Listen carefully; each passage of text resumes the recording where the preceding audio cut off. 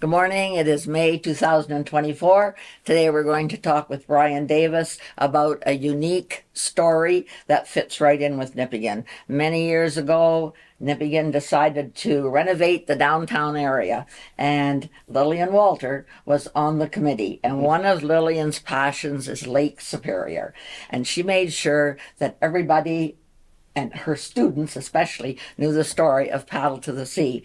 And it evolved that Paddle to the Sea became the focal point in downtown Nipigon. So we have a Paddle to the Sea display, we've got the storyboards all along, and people come just to learn about Paddle to the Sea.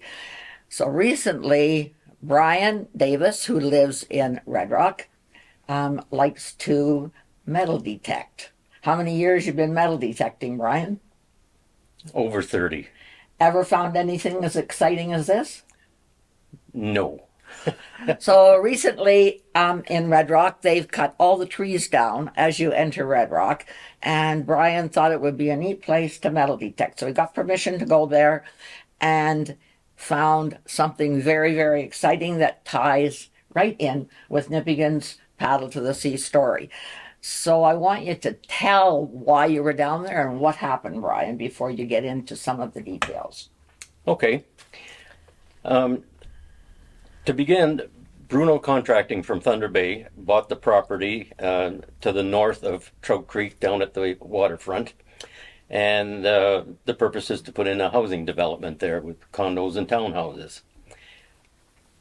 From reading Bill Skrepichuk's book, about the Riel Rebellion and the troops, the Wolseley troops coming across from around, I'll say Kama, but it's right, maybe around Dublin. And they walked across the ice in April of 1885, the first group going out to quash the Riel Rebellion. And they came ashore in the night somewhere around Red Rock. They saw a signal fire, and from out on the bay, they followed that signal fire to the shore around Red Rock. I'm not sure exactly where they came ashore, and I thought possibly it was here in this site where I found this treasure. And so I thought maybe if I go metal detecting there, now that the land has been cleared, I might get lucky and find some relic related to the trek of 1885. That was my initial intent. So I contacted CAO Mark Figliamini at Township of Red Rock and told him what I'd like to do, and thought best that I got permission from Bruno Contracting to trespass on the property, right, and do the metal detecting. So I contacted Silvio De Gregorio, told him who I was, my affiliation with the Historical Society, and my interest in detecting on the property. He said, "Sounds like fun. Good luck, go ahead." And so I did. To speed things up, I had spent a few days before that detecting on the area. I decided, well, I'll start down at the far north end of the property towards Nipigon and work my way back. So on May the 6th, about 4 o'clock in the afternoon, I got a chirp on my detector, which was unlike anything I'd had before, because I was picking up foil or railway relics, because there was spur line there for the railway that went into the mill. And I'd been picking up Norwegian sardine cans, all rusted, and these are coming up from 4 or 5 inches below the surface, so they've been there a while. Right. And spikes and related to the CP lines. So anyway, we got a different chirp that said this was something we hadn't heard before. So I pinpointed the area and pulled out my trowel, and I started to gently clear away the overburden. And what came up first was a section about that big. And I cleared a little more away. And this is down about 3 inches into the dirt. But this is soft, decayed overburden, right, okay, black soil. And what I saw was this after it was cleared. And I looked at it and I thought, there is nothing there to make my metal detector chirp.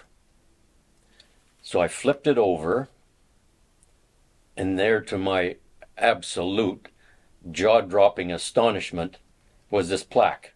Well, it was upside down, so I had to turn it around, and it says, "I am paddle to the sea. My journey started at Lake Nipigon, Canada, 8/23.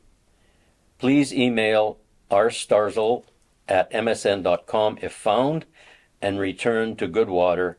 Thank you."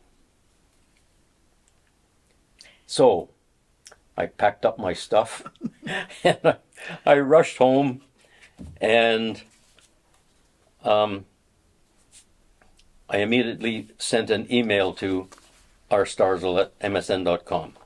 Goes like this. "Hello, I was metal detecting in a new cutover area near Red Rock, Ontario, and I found this buried a couple of inches below the surface. Pulled it out of the ground and was shocked when I turned it over and saw the plaque.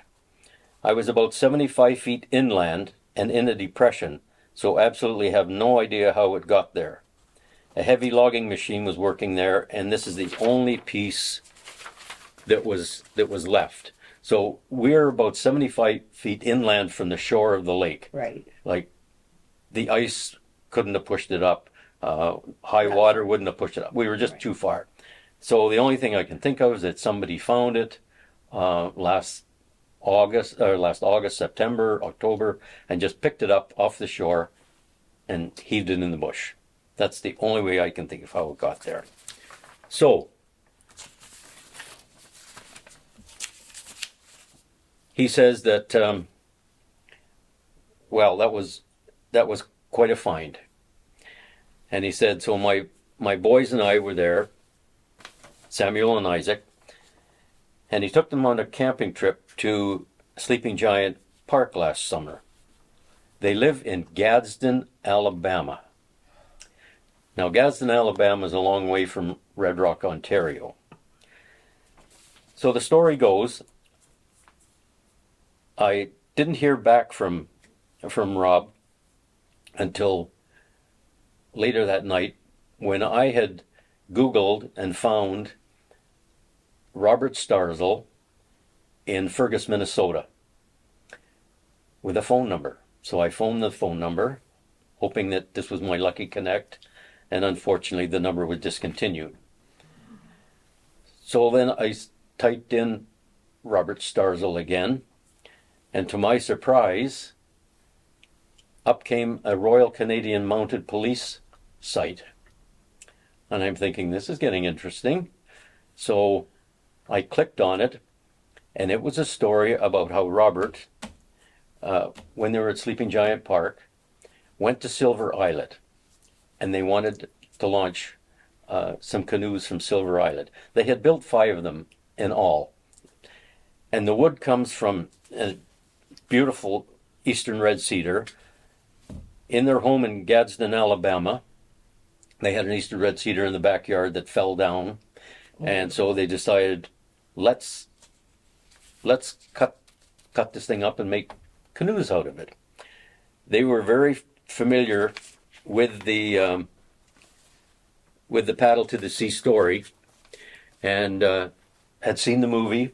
Oh, wow. The whole family had read the book, and they wanted to come up here, the boys. Because they're quite far from Lake Superior. Oh, absolutely. Like something like 2,300 kilometers. Wow. Yeah. So anyway, they went to Silver Islet store with their canoes in hand, and the RCMP patrol boat happened to be in at Silver Islet store. And Corporal Darrell Warwick got to talking with the boys in their canoes and invited him, Rob and the boys, out on their vessel, and they went to this foot of Sleeping Giant, launched one of the canoes, went to Trowbridge Island, launched another one, and a third one just out in the lake. And they came back, spent a few nights at Sleeping Giant Park, and then came to Nipigon.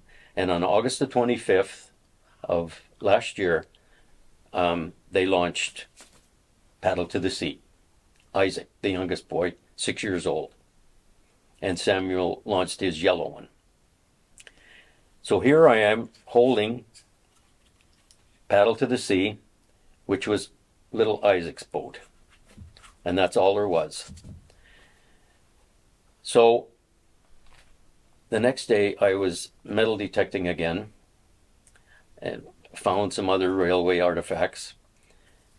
Had enough metal detecting for the day and decided, I'll put my stuff away and go home.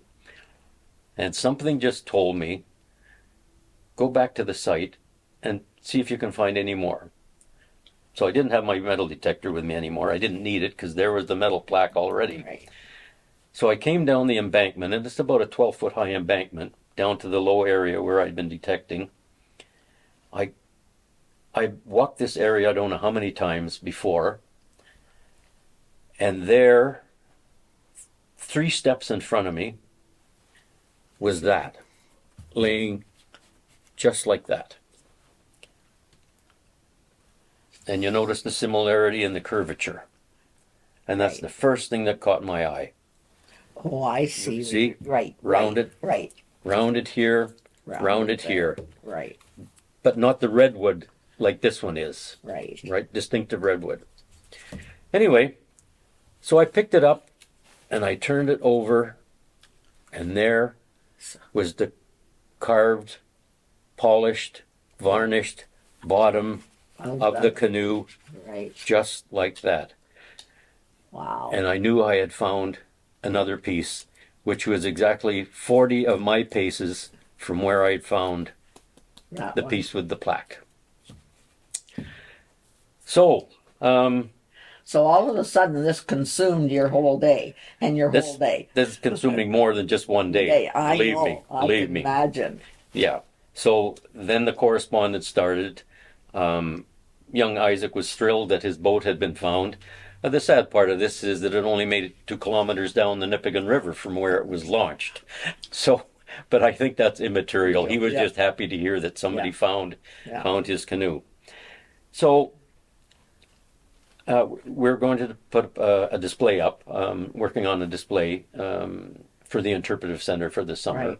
Right. And maybe we can even lend it to Nipigon for Right. a little while, but Paddle to the Sea Park, Right. it's only appropriate. Right. Anyway, so talking with Rob Starzl in Alabama, I think they would like it relaunched.